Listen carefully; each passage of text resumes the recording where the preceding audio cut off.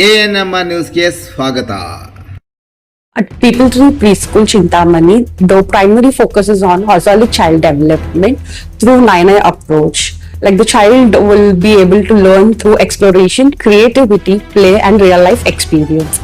We believe that education in earlier childhood should go beyond education and help children develop in communication skills, social awareness, and emotionally balanced and confident. Our curriculum is based on activity and it is aligned with modern learning methodologies. We incorporate phonics, STEM activities, and storytelling along with art, music, and yoga. Life skill programming to make learning joyful and meaningful for each child. What makes our school special is something that we give individual care and attention to each child and the strong partnership we maintain with parents. We ensure that children learn in a safe and caring along with positive environment where they feel comfortable expressing themselves and discovering their talents. As a center head, my goal is to build a strong partnership between children, parents, and teachers.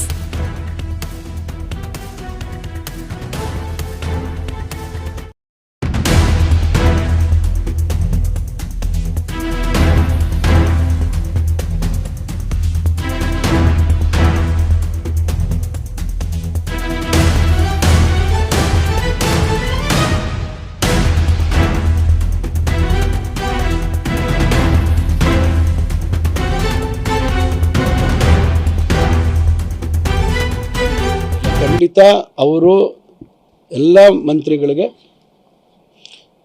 ಧನ್ಯವಾದಗಳನ್ನು ತಿಳಿಸಿದ್ರು.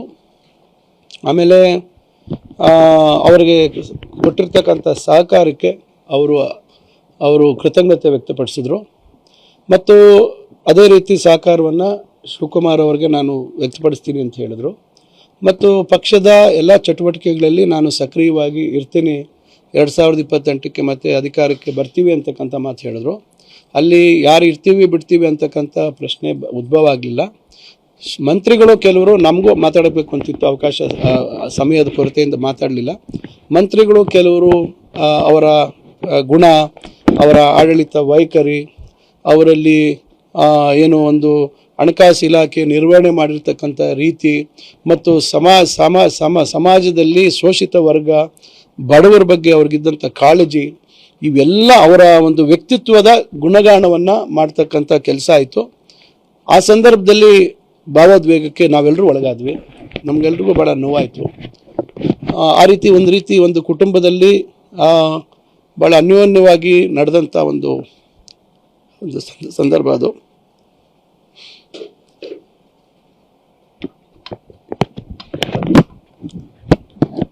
ಆ ರೀತಿ ಭಾವನೆಗಳು ಎಲ್ರಿಗೂ ಆಯ್ತು ಅಷ್ಟೇ, ಅದು ಬಿಟ್ಟರೆ ಬೇರೆ ಏನಾಗಲಿಲ್ಲ. ಸಾಕಷ್ಟು ಜನ ನಿಮ್ಮಲ್ಲೂ ಸಹ ಸಾಕಷ್ಟು ಸಚಿವರು ಸಹ ತಂದಿದ್ದಾರೆ. ಇಲ್ಲ, ಎಲ್ರಿಗೂ ಭಾಳ ನೋವಾಯಿತು. ಆದರೆ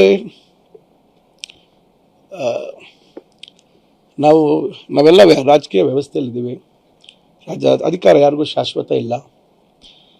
ಅದರಿಂದ ಅವರನ್ನು ನಾವು ಯಾವತ್ತೂ ಮರೆಯಲಿಕ್ಕೆ ಸಾಧ್ಯ ಇಲ್ಲ. ಉತ್ತಮ ಆಡಳಿತ ಮಾಡ್ತಾ ಇದ್ರು ಸಿದ್ದರಾಮಯ್ಯ ಅವರು. ಅಹಿಂದ ಸಮಾಜ ಆಗಿರ್ಬೋದು, ಎಲ್ಲ ಸಮಾಜನೂ ಒಟ್ಟಿಗೆ ತಗೊಂಡು ಹೋಗುವಂಥ ಕೆಲಸ ಮಾಡ್ತಾ ಇದ್ರು. ಖಂಡಿತ ಅವರನ್ನ ಒಂದು ಜಾತಿಗೆ ಸೀಮಿತವಾಗಿ ನಾವು ನಾಯಕನನ್ನಾಗಿ ನೋಡ್ಲಿಕ್ಕೆ ಸಾಧ್ಯ ಇಲ್ಲ. ಇಡೀ ಸಮಾಜದ, ವಿಶೇಷವಾಗಿ ಬಡವರ ಬಗ್ಗೆ, ಯಾಕಂದರೆ ಬಡತನದಿಂದ ಅವರು ಮೇಲ್ಬಂದವರು. ಅವರೇ ಹೇಳಿದಾಗೆ ಅವ್ರ ತಂದೆ ತಾಯಿ ಯಾರೂ ರಾಜಕಾರಣದಲ್ಲಿ ಇರಲಿಲ್ಲ. ಅವರು ಕುಟುಂಬದಲ್ಲಿ ಅವರೊಬ್ಬರೇ ವಿದ್ಯಾವಂತರು. ಅವರು ಇವತ್ತು ರಾಜ್ಯದಲ್ಲಿ ಇಷ್ಟು ದೊಡ್ಡ ಮಟ್ಟಕ್ಕೆ ಬೆಳೀತೀರಿ ಅಂತಕ್ಕಂಥ ನಂಬಿಕೆ ಅವ್ರಿಗೆ ಇರಲಿಲ್ಲ. ಇವತ್ತು ಎಲ್ಲರ ವಿಶ್ವಾಸವನ್ನು ಪಡೆದಿದ್ದಾರೆ. ಬಹುಶಃ ಅವರು ಈ 2-3 ದಿನಗಳಲ್ಲಿ ನಡ್ಕೊಂಡಂಥ ರೀತಿ ಬಹುಶಃ ಇವತ್ತಿನ ಒಂದು ಕೆಟ್ಟಿರ್ತಕ್ಕಂಥ ರಾಜಕೀಯ ವ್ಯವಸ್ಥೆಗೆ ಬಹುಶಃ ಒಂದು ವಿಶಿಷ್ಟವಾದಂಥ ಒಂದು ರೀತಿಯಾದಂಥ ದಿಕ್ಕನ್ನು ತೋರಿಸ್ಕೊಟ್ಟಿದ್ದಾರೆ. ರಾಜಕಾರಣದಲ್ಲಿ ಯಾರಿಗೂ ಅಧಿಕಾರ ಶಾಶ್ವತ ಅಲ್ಲ. ಇವತ್ತು ಜನರ ಆಶೀರ್ವಾದ ಬೇಕು, ಜನರ ನಂಬಿಕೆ ವಿಶ್ವಾಸವನ್ನು ಗಳಿಸಬೇಕು.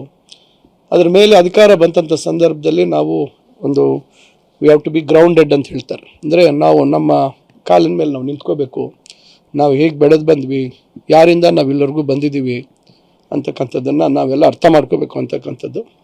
ಅದರಿಂದ ಎಲ್ಲರೂ ಡಿ ಕೆ ಶಿವಕುಮಾರ್ ಅವ್ರಿಗೂ ಭಾವೋದ್ವೇಗಕ್ಕೊಳಗಾದರು.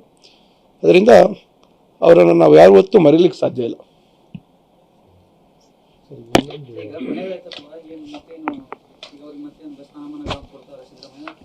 ರಾಷ್ಟ್ರ ರಾಜಕಾರಣಕ್ಕೆ ಬನ್ನಿ ಅಂತಂದು ಆಹ್ವಾನ ಮಾಡಿದ್ದಾರೆ.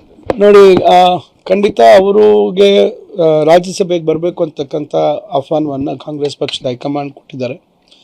ಮುಂದಿನ ದಿನಗಳಲ್ಲಿ ನಿಮಗೆ ಪಕ್ಷದ ಒಂದು ಜವಾಬ್ದಾರಿಗಳನ್ನು ಕೊಡ್ತೀವಿ ಅಂತಕ್ಕಂಥದ್ದು ಹೇಳಿದರು.